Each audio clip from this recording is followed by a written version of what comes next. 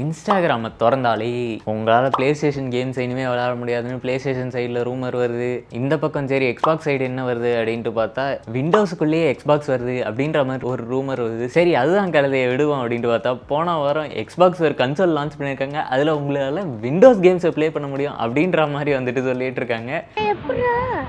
இந்த மாதிரி நிறைய விஷயங்கள் வந்திருக்கு, இன்க்ளூடிங் ஏஐ அண்ட் ஸ்டஃப்பு. ஆமாம், அதுலேயுமே வந்துருச்சு. இதெல்லாத்த பற்றியும் தான் இந்த வீடியோவில் நம்ம பேச போகிறோம். அதுக்கு முன்னாடி உங்களுக்கு எக்ஸ்பாக்ஸ் பிடிக்கும்னா க்ரீன் கலர் ஹார்ட்டை கமெண்ட் பண்ணுங்கள், இல்லை ப்ளே ஸ்டேஷன் பிடிக்கும்னா ப்ளூ கலர் ஹார்ட்டை கமெண்ட் பண்ணுங்கள். என்னால் முடியல, எப்படி தான் அந்த வீடியோவில் தான் பேசுகிறாங்களோ தெரியல, காமெடியாக இருக்குது. ஆரம்பிக்கலாமா?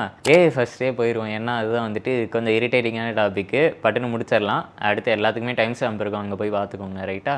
கேமிங் கோபைலட் அப்படின்ட்டு எக்ஸ்பாக்ஸில் வரப்போகுது அப்படின்ட்டு சொல்லிட்டு இருக்காங்க. அதாவது கோபைலட் தான் மைக்ரோசாஃப்டோட ஏஐ பிராண்டு, அதுதான் கேமிங்க்கும் வரப்போகுது அப்படின்ற மாதிரி சொல்லிட்டு இருக்காங்க. அது என்ன பண்ணுன்னா, சப்போஸ் எங்கேயாவது மாட்டிக்கிட்டீங்க, ஃபார் எக்ஸாம்பிள் இந்த வாரியர் வித்தின்லாம் வந்துட்டு அந்த ஸ்பைடர் ஸ்பாட் எடுக்கிற சேம்பர் போனோடனே எங்கே போகிறதுனே தெரியாது, எல்லாம் ஒரு மாதிரி பசில்டாக இருக்கும். நான் அந்த மாதிரி சிக்கினேன் சின்ன வயசில். அதுக்கப்புறம் பெருசாக நல்லா மாட்டினதில்லை, ஏன்னா நான் பேசிக்கலி ஒரு கேமர் இல்லையா, எங்களுக்கு இதெல்லாம் சர்வ சாதாரணம் இல்லையா. என்ன சொல்கிறோம் பாருங்க, கம்பி கட்டுற கதையெல்லாம் எடுத்து போடுறாங்க.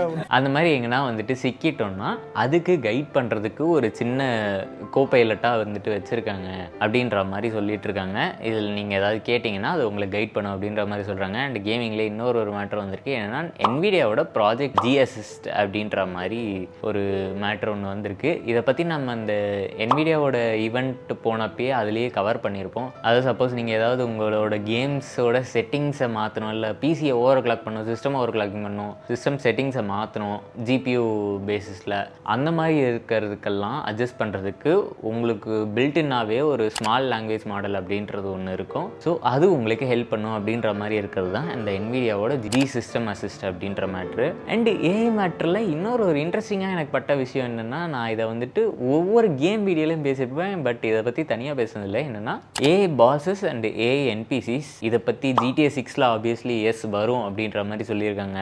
அண்ட் பேரடைஸ் அப்படின்ற ஒரு கேம்லேயும் வரும் அப்படின்ற மாதிரி சொல்லியிருக்காங்க. ஈவன் சன் ஆஃப் தஞ்சை அப்படின்ற நம்ம தமிழ்நாடு பேஸ்டு கேம், அந்த கேம்லேயும் வரும் அப்படின்ற மாதிரி சொல்லியிருக்காங்க. Well, I could be wrong, son of Thanjai பற்றி தெரில, பட் இந்த ரெண்டுத்துலேயுமே வரும் அப்படின்ற மாதிரி வந்துட்டு ஒரு சாலிட் ரூமர் வந்திருக்கு. ஏன்னா அப்படின்ட்டு பார்த்தீங்கன்னா, நீங்கள் இந்த கேரக்டர்ஸோட எப்படி இன்ட்ராக்ட் பண்ணுறீங்களோ அதுக்கேற்ற மாதிரி உங்களுக்கு அந்த கேரக்டர் ஃபீட்பேக் வரும். சப்போஸ் இந்த RDRல வர மாதிரி நீங்கள் ஆன்டகனைஸ் அப்படின்ற மாதிரி கொடுத்தீங்கன்னா அந்த கேரக்டர்லாம் உங்களுக்கு ஒரு நெகட்டிவ் ரேட்டிங் மாதிரி கொடுத்து உங்கள் கூட இன்ட்ராக்ட் பண்ணுறதே வந்துட்டு ஒரு மாதிரி நெகட்டிவாக அந்த பயமாக ஆகிற மாதிரி. அப்படி இல்லை நீங்கள் ஃப்ரெண்ட்லியாக இன்ட்ராக்ட் பண்ணிங்கன்னா உங்கள் கூட ஃப்ரெண்ட்லியாக பழகிற மாதிரி, அந்த மாதிரி மேட்டர்கள்லாம் வரும் அப்படின்ற மாதிரி வந்துட்டு ஏஐ மேட்டர்களில் வந்துச்சு. ஸோ ஏஐ மேட்டர் இதோட விட்டுருவோம். ஏன் பிளே ஸ்டேஷன் கேம்ஸ் வராதுன்னு சொன்னீங்க அப்படின்ட்டு உங்களுக்கு ஒரு கேள்வி வரலாம். அதுக்கு முன்னாடி எப்படி பிளே ஸ்டேஷன் கேம்ஸை நம்மளால் எக்ஸ்பாக்ஸ்குள்ளே விளையாட முடியும் அப்படின்ட்டு பார்த்தீங்கன்னா, போன வாரம் கேம் டெவலப்பர்ஸ் கான்ஃபரன்ஸில் எக்ஸ்பாக்ஸ் ஒரு மேட்ரு பண்ணுறாங்க, சொல்கிறாங்க. அதாவது என்ன விஷயம்னா, ப்ராஜெக்ட் ஹீலிக்ஸ் அப்படின்ற ஒரு இதோட அனௌன்ஸ்மெண்ட் பண்ணுறாங்க.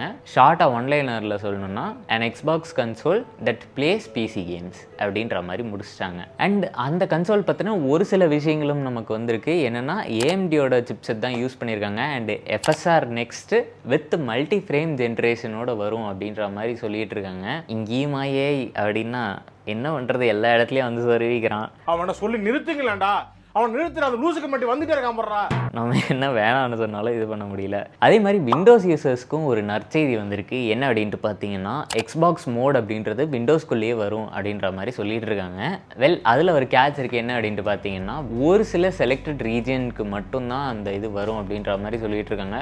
மோஸ்ட் வாலி செலக்டட் மார்க்கெட்னா என்ன, US மார்க்கெட் வரும், அதை விட்டால் அந்த EU மார்க்கெட் வரும். இந்த 2 மார்க்கெட்டை தவிர வந்துட்டு வேறு எங்கேயும் அவன் டெஸ்டிங் பண்ண மாட்டான். ஏன்னா நம்ம ஆளுங்க கிட்டலாம் கொடுத்தா அவங்க டெஸ்ட் பண்ண மாட்டாங்க, அதாவது டெஸ்ட் பண்ணி யூஸ் பண்ணி பார்க்கணுன்னு இது பண்ண மாட்டாங்க, அப்யூஸ் பண்ணுவாங்க. அந்த மாதிரி தான் வந்துட்டு நடக்கும்ட்டு எனக்கு தோணுது. நீங்கள் இதை பற்றி என்ன நினைக்கிறீங்க அப்படின்ட்டு கமெண்ட் பண்ணுங்கள். வெல், நான் அதை பற்றி என்ன நினைக்கிறேன் அப்படின்றத முன்னாடி சொல்லிடுறேன். அதாவது எக்ஸ்பாக்ஸ் மோடுங்கிறது வந்துட்டு உங்களுக்கு மோஸ்ட் ப்ராபப்லி ஒரு Xbox interactable some kind of stuff, more or less like அந்த ROG ஆலையிலெல்லாம் வரும் இல்லையா, அந்த மாதிரி ஒரு மோடு தான் வருமோ அப்படின்ட்டு எனக்கு தோணுது. அண்டு அது விண்டோஸ்குள்ளேயே வருது அப்படின்றது ஃபைனலி எக்ஸ்பாக்ஸ் அண்ட் விண்டோஸ்க்கான அந்த லைனை வந்துட்டு ரொம்ப தின் பண்ணிட்டாங்க அப்படின்ட்டு எனக்கு தோணுது. அண்டு கூடிய சீக்கிரம் அடுத்த மாதத்துலேயே அது வரும் அப்படின்றது வந்துட்டு நினைக்கிறப்போ ரொம்பவே சந்தோஷமாக தான் இருக்குது. சரி ரைட்டு, அதை விடுங்க. இந்த ப்ராஜெக்ட் ஹீல் இப்போ வருது அப்படின்ட்டு கேட்டிங்கன்னா 2027 டெவலப்பரோட ஆல்ஃபா ஹார்ட்வேர்லாம் வந்துட்டு வரும் அப்படின்றாங்க. அதாவது டெவலப்பர்ஸ்க்கு அந்த ஹார்ட்வேர் கொடுப்பாங்க அப்படின்ற மாதிரி அனௌன்ஸ் பண்ணியிருக்காங்க. ஸோ 2027 இன்னொரு ஒரு வருஷம், அதாவது ப்ராமிஸ் பண்ண மாதிரி ஜிடிஏ அவனோட கேமை ரிலீஸ் பண்ணான்னா அதுக்கு அடுத்த வருஷம் வரும். அப்படி இல்லைன்னா ஜிடிஏ கூடயே வந்தாலும் வரத்துக்கு வாய்ப்பு இருக்குது. காத்திருந்து பார்ப்போம். 2027 இவங்க ஹார்ட்வேர் இது பண்ணுறாங்க.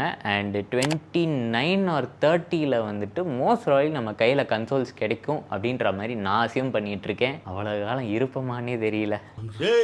அவன் செத்துட்டான்டா. ஸோ கண்டிப்பாக விண்டோஸ் கேம்ஸை நம்மளால் எக்ஸ்பாக்ஸ்லேயே ப்ளே பண்ண முடியும் அப்படின்றது ரொம்பவே வரவேற்கத்தக்கக்கூடிய ஒரு விஷயம் அப்படின்னு தான் நான் சொல்லுவேன். ஏன்னா இப்போ எபிக் கேம்ஸில் இருக்க அந்த லிஸ்ட் ஆஃப் கேம்ஸாக இருக்கட்டும், இல்லை ஸ்டீமில் இருக்க லிஸ்ட் ஆஃப் கேம்ஸாக இருக்கட்டும், இல்லை ஒரு சில பசங்களாம் அக்கா கடையில் வாங்குவீங்க அந்த லிஸ்ட் ஆஃப் கேம்ஸாக இருக்கட்டும், அதெல்லாத்தையுமே நம்ம அந்த எக்ஸ்பாக்ஸோட அந்த ஹீலிக்ஸ் அதுலேயே ப்ளே பண்ணுறது அப்படின்றது இட்ஸ் குட் அப்படின்னு தான் நான் சொல்லுவேன். குட்டுங்கிறத விட வரவேற்கத்தக்கக்கூடிய ஒரு விஷயம் தான். என்ன ப்ளே ஸ்டேஷன் தான் அடி வாங்குவான், அவனை பற்றி அப்புறம் சொல்கிறேன்.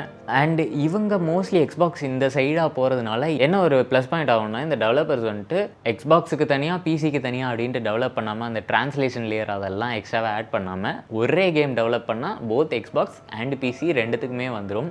அண்ட் இதனால் நம்ம நிறையவே கேம்ஸான லாஸ்ட் ஆஃப் அஸ்ஸாக இருக்கட்டும், கோஸ்ட் ஆஃப் டுஷிமா, இந்த மாதிரி பிளே ஸ்டேஷன் எக்ஸ்க்ளூசிவ் கேம்ஸே வந்துட்டு நம்மளால் எக்ஸ்பாக்ஸில் விளையாட முடியுமா அப்படின்ற ஒரு கேள்வியும் இருக்குது. நான் ஏன் ஒரு கேள்வியும் இருக்குது அப்படின்ட்டு சொன்னேன்னா, ஒரு இன்சைடர் ரூமர் வந்துச்சு. அது வந்துட்டு அந்த வைபேக் எடுத்து விட்டுருச்சு. என்ன அப்படின்ட்டு பார்த்தீங்கன்னா, ஸ்டீம் சப்போர்ட் இருக்காது அப்படின்ற ஒரு இன்சைடர் ரூமர் வந்திருக்கு. இது ஆப்வியஸ்லி நம்ப வேணாம் அப்படின்னு தான் சொல்லுவேன்.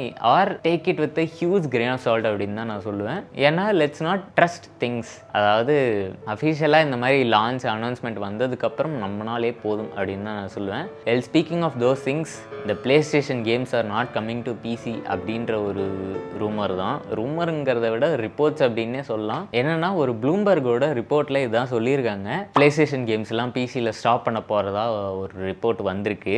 வெல், கோஸ்ட் ஆஃப் யோட்டை வராது அப்படின்ற மாதிரியும் அந்த ரிப்போர்ட்டில் கிளைம் பண்ணியிருக்காங்க. அதாவது பிளே ஸ்டேஷன் ஸ்டுடியோஸோட இன்சைடர்ஸ் வந்துட்டு அதை கிளைம் பண்ணதா சொல்லியிருக்காங்க. Well, let's see where it goes. And இது ஆப்வியஸ்லி நடந்துச்சுன்னா கஷ்டம் அப்படின்னு தான் நான் சொல்லுவேன். ஏன் கஷ்டம் அப்படின்னா, நமக்கு எவ்வளோ நல்ல நல்ல கேம்ஸ்லாம் கொடுத்துருக்காங்க. ஃபார் எக்ஸாம்பிள் இந்த லாஸ்ட் ஆஃப் அஸ்ஸாக இருக்கட்டும், காட் ஆஃப் வாராக இருக்கட்டும், கோஸ்ட் ஆஃப் டுஷிமா, கோஸ்ட் ஆஃப் யோட்டை, இந்த மாதிரி கேம்ஸ் எல்லாம் நிறைய நல்ல நல்ல கேம்ஸ் எல்லாம் கூட வந்திருக்கு. பட் அதெல்லாம் நமக்கு இதுக்கு மேலே பிசியில் நம்மளால் விளையாட முடியாதோ அப்படின்றத நினைக்கிறப்ப கொஞ்சம் கஷ்டமாக தான் இருக்குது. அந்த ரிப்போர்ட்ஸும் அப்படி தான் வந்திருக்கு. பட் எனிவே, என்ன நடக்குது அப்படின்ட்டு காத்திருந்து பார்ப்போம். அண்ட் இந்த ரிப்போர்ட்ஸை சப்போர்ட் பண்ணுற விதத்தில் தான் எனக்கு இன்னொரு இடமும் கனெக்ட் ஆச்சு. என்னன்னா, இந்த எக்ஸ்பாக்ஸோட அந்த பிசி கன்சோல் வந்திருக்கு இல்லையா. ஸோ இப்போ எக்ஸ்பாக்ஸ்லேயே உங்களால் PlayStation games, PC games எல்லாத்தையுமே விளையாட முடிஞ்சுன்னா எதுக்கு பிளே ஸ்டேஷனை யாராவது வாங்குவாங்க அப்படின்ற மாதிரியும் உங்களுக்கு ஒரு கேள்வி வரும் இல்லையா. ஸோ மோஸ்ட் ப்ராபபிலி இதுவும் இந்த விஷயமும் அந்த ரூமரும் எங்கேயோ ஒரு இடத்துல கனெக்ட் ஆகுது. அதுதான் வந்துட்டு எனக்கு தோணுது.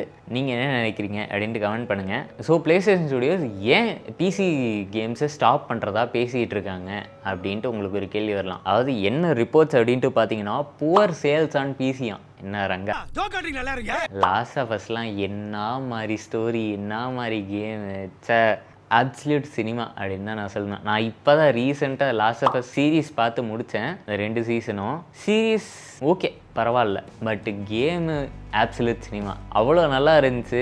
இவ்வளவே கோஸ்ட் ஆஃப் டுஷிமாவாக இருக்கட்டும், அதுவுமே ஸ்டோரி லைன்லாம் ஆப்சல்யூட் சினிமாவாக இருக்கும். ஏன் ஆப்சல்யூட் சினிமாங்கிறத விட நான் ஒரு PS5 கன்சோல் வாங்கி தான் எக்ஸ்பீரியன்ஸ் பண்ணணும் அப்படின்ற அந்த ஒரு சில விஷயங்கள்லாம் வெறும் இந்த 5000 ரூபா பிளே ஸ்டேஷன் கண்ட்ரோலர்லேயே எக்ஸ்பீரியன்ஸ் பண்ண முடியும் அப்படின்ட்டு எனக்கு கொடுத்ததும் இந்த PS ஸ்டுடியோஸில் வந்து வந்த கேம்ஸ் தான். உதாரணத்துக்கு நம்ம லாஸ்ட் ஆஃப் அஸ்லாம் அந்த பேண்டேட்லாம் போடுறோம்னா அந்த இடத்துல வந்துட்டு இதோட ரெசிஸ்டன்ஸ் வரும். அப்புறம் நம்ம அந்த போன் ஆரோ ஷூட் பண்ணுறது, அதே மாதிரி அந்த ட்ரிகர்லாம் அழுத்துறப்ப அந்த திருன்னு ஆடுறது. அப்புறம் இவ்வளவே நம்ம மழை பெய்யறப்ப நம்ம கன்சோலில் ஒரு டைம் இப்படி மழையில் பிடிச்சிட்டு இருந்தேன். சியாட்டில் டே 1ன்னு நினைக்கிறேன். அப்படியே டக்கு டக்கு டக்கு டக்கு டக்கு டக்குன்னு அந்த மழை ட்ராப்லெட்ஸ் எல்லாம் வந்துட்டு எனக்கு ஃபீல் ஆச்சு. எனக்கு ரொம்பவே இமர்சிவான ஒரு எக்ஸ்பீரியன்ஸாக இருந்துச்சு. அந்த எக்ஸ்பீரியன்ஸில் நம்மளால் இதுக்கு மேலே பிசியில் ஃபீல் பண்ண முடியாதே அப்படின்னு நினைக்கிறப்போ கஷ்டமாக தாங்க இருக்குது. ஸோ எனிவே இதே கஷ்டங்களை நீங்களும் ஃபீல் பண்ணுறீங்களா அப்படின்றதையும் கமெண்ட் பண்ணிடுங்க, ரைட்டா? அண்ட் அது மட்டும் இல்லாமல் நீங்கள் இந்த சேஞ்சஸ் பற்றி என்ன நினைக்கிறீங்க அப்படின்றதையும் சொல்லுங்கள். I hope this video is informative. இதே மாதிரி இன்ட்ரெஸ்டிங்கான கண்டென்ட்டுக்கு என்னோட சேனல் செக் அவுட் பண்ணி பாருங்கள், ரைட்டா? அடுத்த வீடியோவில் பார்ப்போம். என்ன போய்